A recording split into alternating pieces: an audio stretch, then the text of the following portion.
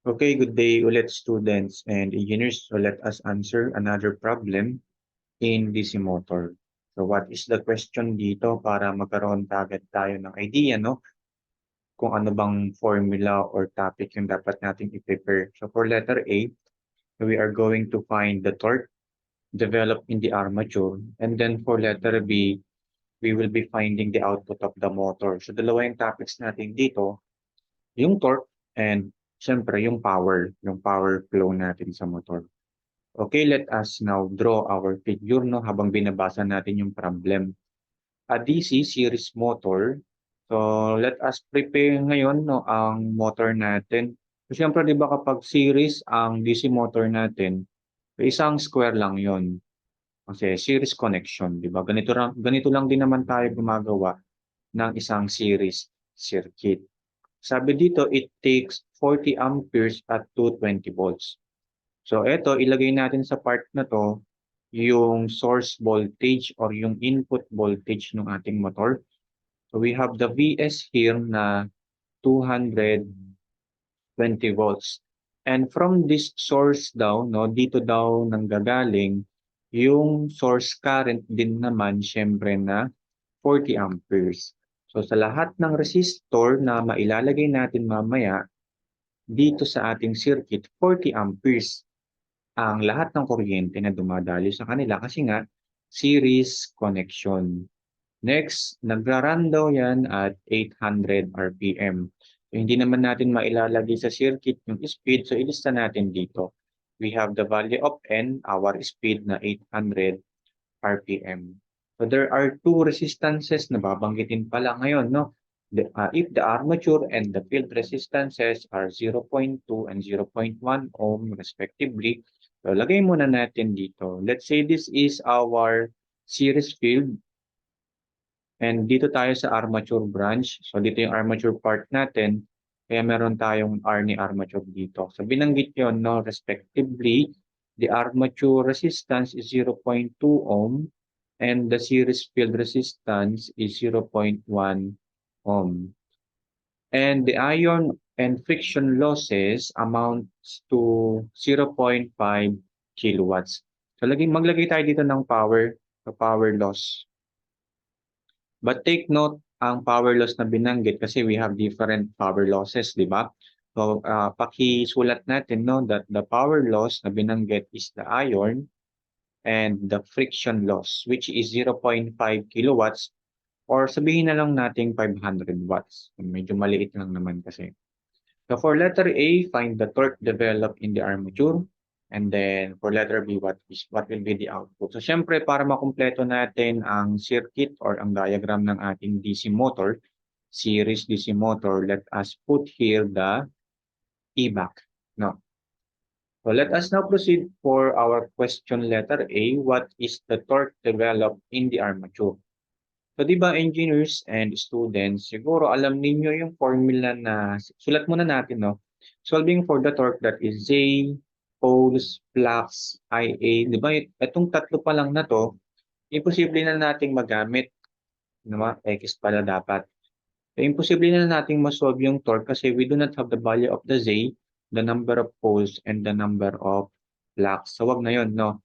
So, ano pa ba ang idea natin ulit, engineers, na formula na gumagamit ng torque? Yung power, di ba? Since we have the power, yung general formula natin sa machines natin, power is equal to 2 pi n t over 60, di ba? Kung si armature ang hinahanapan ng torque, so ano ang power developed in the armature?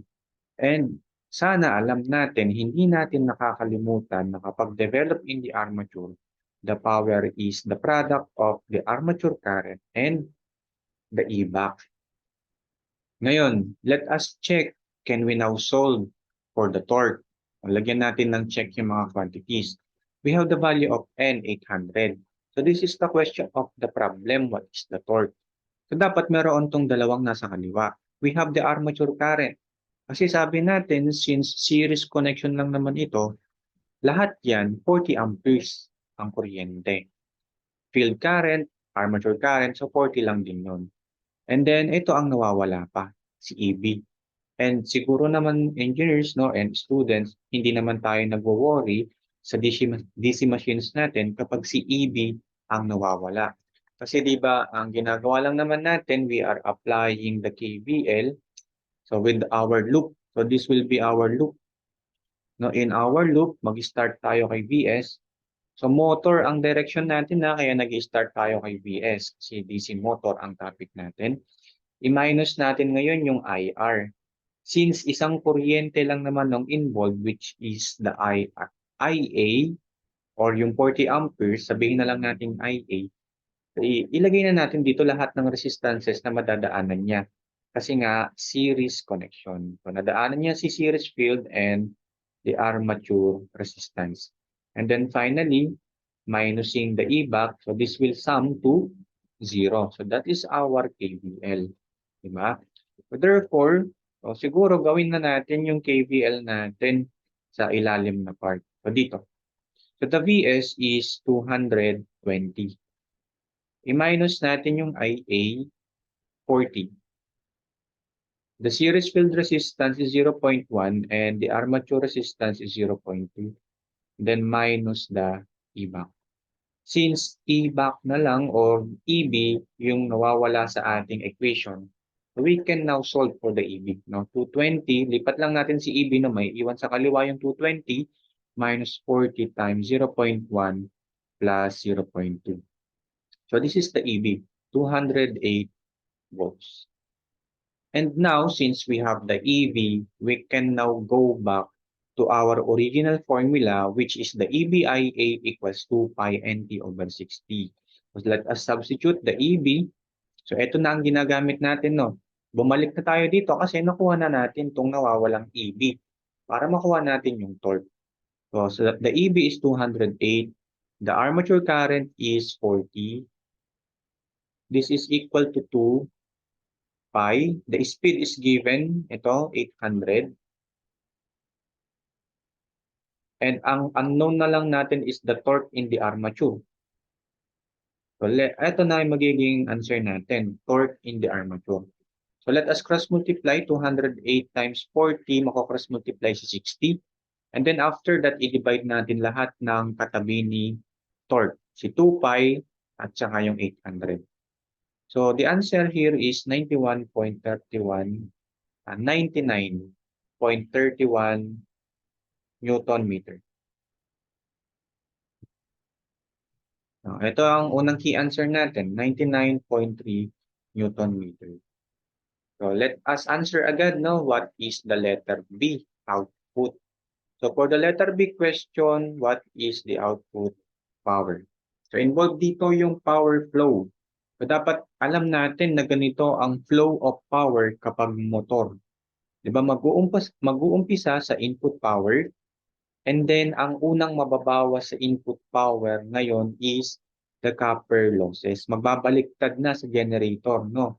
Sa generator kasi, ang maunang mababawas, rotational losses, bago ang copper loss. So, dahil motor tayo, maunang mababawas si copper loss. And kapag nabawas na si copper loss, papasok ngayon yung developed power in the armature. And alam natin ba palagi, basta developed power in the armature, EBIA or EGIA. And then, kung meron na tayong developed power, doon naman ngayon mababawas yung rotational losses. So, ano ba ang mga pwede nating banggitin as rotational losses? So, just like in our problem, pwede nating sabihin as the iron loss, the friction loss, the core loss, windage loss, and etc. So, ayun yung mga rotational losses natin. And then finally, doon siya aabot sa output power natin. So focus tayo dito sa point na to. So if you will be focusing on this part, pwede natin yan gawan ng equation, di ba, engineers? Pwede natin siyang sabihin na si PDEV pala, si developed power, kapag binawasan ng loss na dapat mabawas sa kanya, which is the rotational loss, ang matitira naman ngayon is the output power. So this is the idea, no, na para ma-solve natin yung output power. So ano ulit yung formula natin? EBIA. And then sa rotational losses naman natin, kung ano lang naman banggitin sa problem, ay yun yung gagamitin natin, di ba? So ano ba ang binanggit na rotational loss sa ating problem? The iron and the friction loss. So ito yon, the iron and the friction loss. So this will arrive to our answer, which is the P out.